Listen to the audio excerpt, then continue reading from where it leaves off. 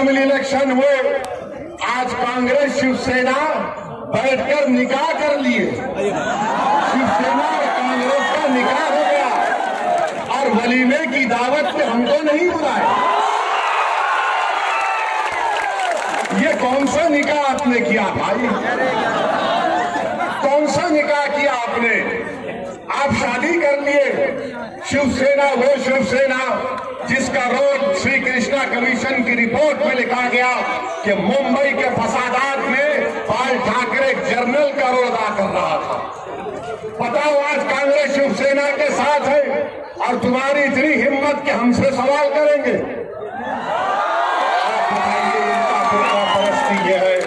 तो कांग्रेस अब नहीं उठने वाली है इंशाअल्लाह ताला। अब कांग्रेस नहीं उठने वाली है। इनको बैसाखियों से भी नहीं उठा सकते आप। दुनिया का पावरफुल विटामिन लाके भी खिला दो, कांग्रेस नहीं उठने वाली है। महाराष्ट्र में कांग्रेस के एमएलए बीजेपी में भागते हैं, ओवैसी जिम्मेदार। कर्नाटका में भागते हैं, ओवैसी जिम्मेदार। नागालैंड में भागते हैं, ओवैसी जिम्मेदार। मध्य प्रदेश में 1 नहीं 18 भाग जाते, हम जिम्मेदार। अरे कांग्रेसियों, अगर कोई 50 साल का जिसको नौजवान तो अभी कहते हो, अगर वो शादी नहीं करे तो मैं जिम्मेदार। फजर के वक्त में मुर्गा नहीं पुकारे तहज्जुद के लिए तो हम जिम्मेदार। तुम्हारे घर में अगर गाय और भैंस दूध ना दे तो हम जिम्मेदार। सुबह में सूरज देर से निकला तो हम जिम्मेदार। हाँ, एक बात के जिम्मेदार हम जरूर बनेंगे, तुमको सत्ता से हटाएंगे। ये जिम्मेदारी मैं लेने तैयार हूं, मगर हर चीज की जिम्मेदारी हमारे खाते में। हर चीज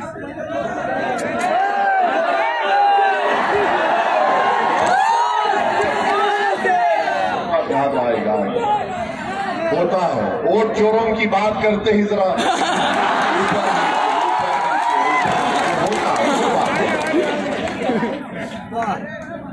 हमको इस लाउड स्पीकर की जरूरत नहीं है, आप हमारी आवाज है हमको। और हम आपसे गुजारिश करने आए हैं कि बिहार में आपको एक नया इनकलाब देखना है। याद रखिए, नरेंद्र मोदी 2 घोड़ों की सवारी कर रहे हैं, कभी नीतीश कुमार तो कभी लोजपा। और नरेंद्र मोदी की पूरी कोशिश ये है कि बिहार में बीजेपी के किसी एक आरएसएस के जहन रखने वाले को बिहार का मुख्यमंत्री बना दिया जाए।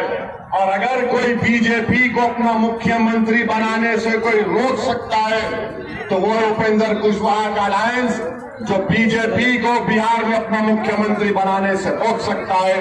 अगर आप साथ देंगे अपने दुआओं से और अपने वोट से तो इंशाअल्लाह ताला ये हकीकत जरूर बनेगी। एक और अहम बात मैं कहकर आपसे रुखसत हो जाऊंगा। मेरे अजीज दोस्तों और बुजुर्गों, एनपीआर एनआरसी का एहतजाज हमने किया था। आप तमाम ने एनआरसी का एहतजाज किया था ना? सबने किया था ना? CAA का किया था ना? कोई राजद कांग्रेस का नेता तुम्हारे साथ था? नहीं, ईमानदारी से वो डरने की जरूरत नहीं है। जब नहीं था, हमारी बका का मसला है, हमारे लिए जिंदगी और मौत का मसला है। NPR NRC CAA। जब कांग्रेस और राजद का आदमी नहीं था साथ, हम सर्दी में, रात की कड़ाके की सर्दी में हम भारत के संविधान को बचाने की लड़ाई लड़ रहे थे, भारत को बचाने की लड़ाई लड़ रहे थे। तो राजद का और कांग्रेस का कोई नजर नहीं आया। हमारे लिए बका का मामला इसलिए आसाम की मिसाल दे रहा हूं। आसाम में सुप्रीम कोर्ट ने एनआरसी किया, 20 लोग के नाम, 20 लाख के नाम नहीं आए, जिसमें 5 लाख मुस्लिम थे और 15 लाख हमारे गैर मुस्लिम भाई थे।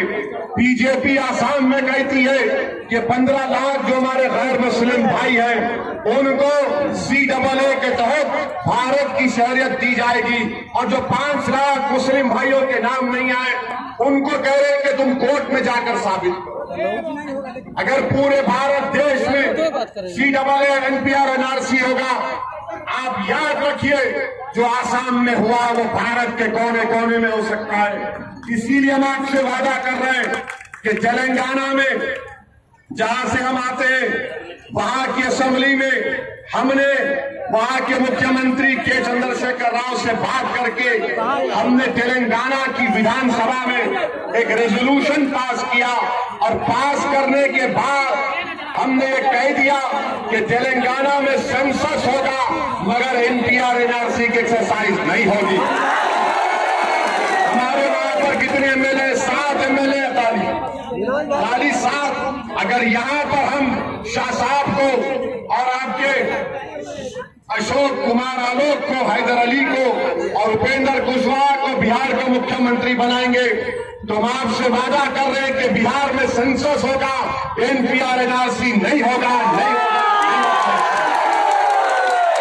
अब आप ये बात कांग्रेस के उम्मीदवार से पूछ लीजिए, राजद के लोगों से पूछ लीजिए कि बताइए, ओवैसी ने तो कह दिया कि अगर उपेंद्र कुशवाहा बिहार का मुख्यमंत्री बनेगा तो बिहार में सेंसस होगा, NPR NRC नहीं होगा। तो कांग्रेस और राजद कहेंगे क्या कह रहा है, ये तो उसको फायदा पहुंचा देगा। हम ऐसा नहीं बोल सकते। क्यों नहीं बोल सकते? नहीं, हमको उनका वोट नहीं मिलेगा, वो भाग जाएगा। अरे मेरे भाई, हमको हमारे घर से देश से भगाने की बात हो रही है, तुमको अपने वोट की फिक्र है। ये इनका असली चेहरा, इसको आपको पहचानना है। डरने और घबराने की जरूरत नहीं है।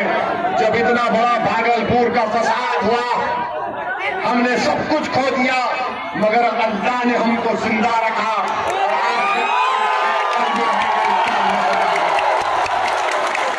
मैं आपसे अपील करने आया हूं कि डरने और घबराने की जरूरत नहीं है। अल्लाह हमारे लिए काफी है। अल्लाह पर तवक्कल करिए। संविधान ने आपको हक दिया है एहतजाज करने का। संविधान ने आपको एहतजाज हक दिया है कि आप अपनी आवाज को उठाएं। मैं भागलपुर की जनता को वादा कर रहा हूं कि जब इंशाअल्लाह ताला पूरे मुल्क में कोरोना खत्म हो जाएगा अल्लाह के फजलो करम से, जब पूरे मुल्क में अल्लाह के फजलो करम से, रब्बे कायनात के करम से वैक्सीन निकल जाएगा तो सुनो मोहन भगवत, भागलपुर से दोबारा NRC NPR का एहतजाज शुरू होगा इंशाअल्लाह। अब कोरोना की वजह से हमारे शेरनियां और हमारे शेर खामोश बैठे हुए हैं, और आपको ये बताना है कि जिसने आपका साथ नहीं दिया आप उनको वोट नहीं दे सकते, वो आपके वोट के हकदार नहीं है। रहा सवाल बीजेपी का, मेरे भाई, ये वजीर आजम हमारे, ये प्रधानमंत्री देश के, जब लॉकडाउन की जरूरत नहीं थी तो लॉकडाउन लगा दिए, 8 घंटे में लॉकडाउन लगा दिए। आप बताइए, पूरे बिहार से 25 लाख प्रवासी मजदूर देश के कोने कोने में जा गए थे अपने पेट काटने के लिए, अपने घर में चूल्हा जलाने के लिए। उनको नरेंद्र मोदी ने कहा कोई बात नहीं, कोई बात नहीं, डटे रहो, वैसी रहो। हमारे भड़काऊ भाषण को रिकॉर्ड करके पूरे बिहार के व्हाट्सएप ग्रुप में फैला। हमारे पास बीजेपी की तरह व्हाट्सएप ग्रुप नहीं है, आप भी हमारी ताकतें फैलाइए। ध्यान दीजिए, कांग्रेस वालों को, बीजेपी वालों को हमारे भाषण सुन के जरा उनके दिमाग का जाले निकल जाएंगे। लॉकडाउन 8 घंटे में किया, और लॉकडाउन निकालने के लिए हमारे देश के प्रधानमंत्री ने कहा, भाइयों बहनों, हम आपको 8 दिन का टाइम दें। क्या दिमाग है देखिए प्रधानमंत्री का। आगे बढ़ गई। सुभान अल्लाह। माने लॉकडाउन के लिए 4 घंटे और लॉकडाउन खोलने के लिए 8 दिन का टाइम दिया। देश के हमारे दिल्ली के बादशाह तुमको सलाम। क्या दिमाग आपका है, क्या ज्ञान आपने देश को दिया कि 32 लाख बिहार के गरीब बच्चे जब लॉकडाउन में आ रहे थे तो देश के प्रधानमंत्री और यहाँ के मुख्यमंत्री जिसमें बीजेपी भी शामिल है, उन 32 लाख मजदूरों को लेने के लिए तैयार नहीं थे। वो भूखे प्यासे आ रहे थे, ट्रेन में मर रहे थे, रेलवे स्टेशन पर लाश गिर रही थी एक औरत की। उस लाश के बाद वो उसका बेटा 1 साल का अपनी मां की लाश को देखकर रो रहा था, मगर दिल्ली के बादशाह के 56 इंच के सीने में धड़कता हुआ दिल है या नहीं मुझे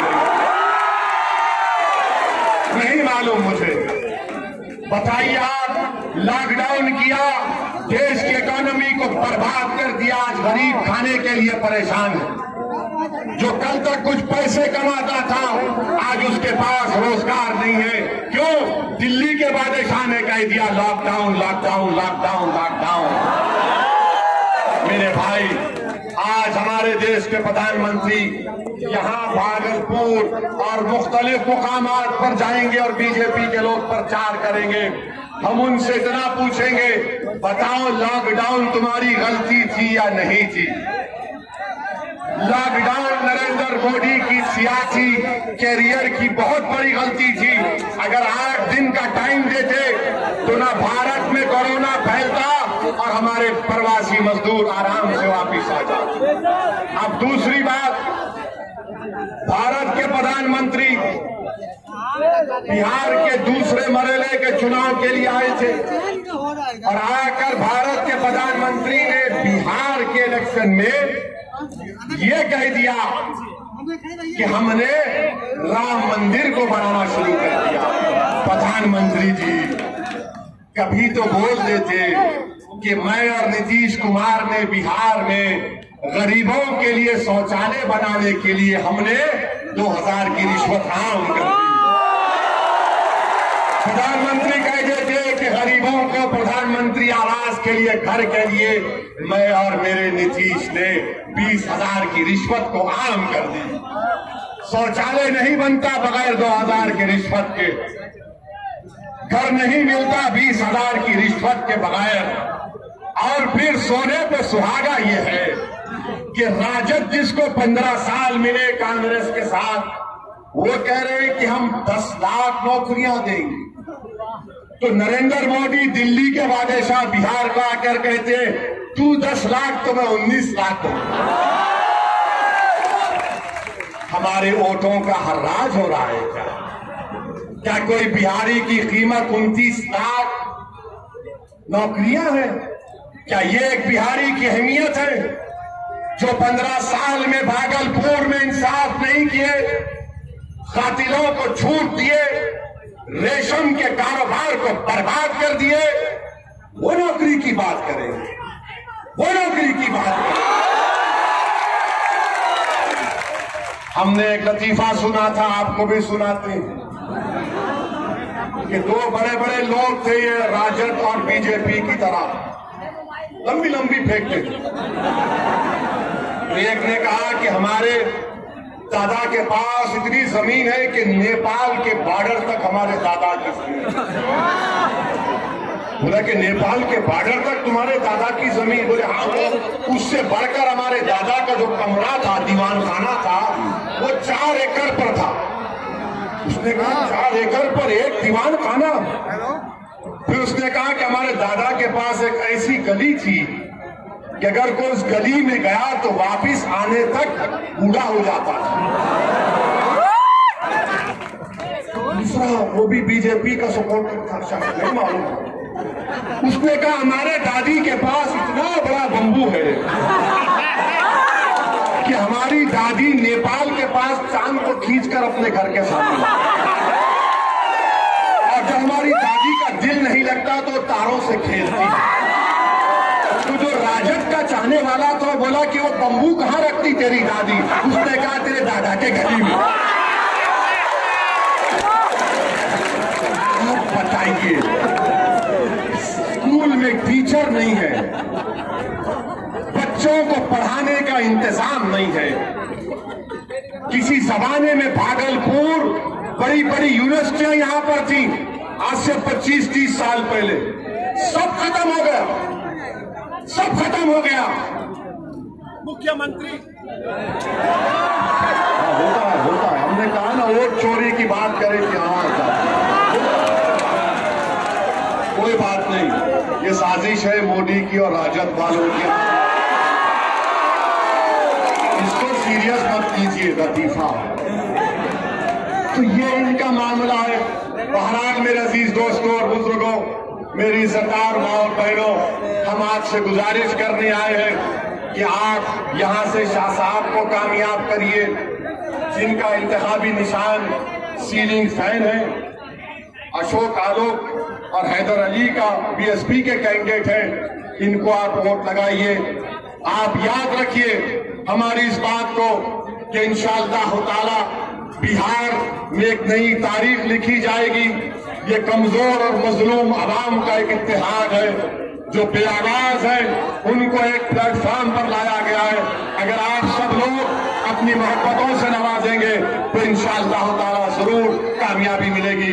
शुक्रिया, अस्सलाम वालेकुम।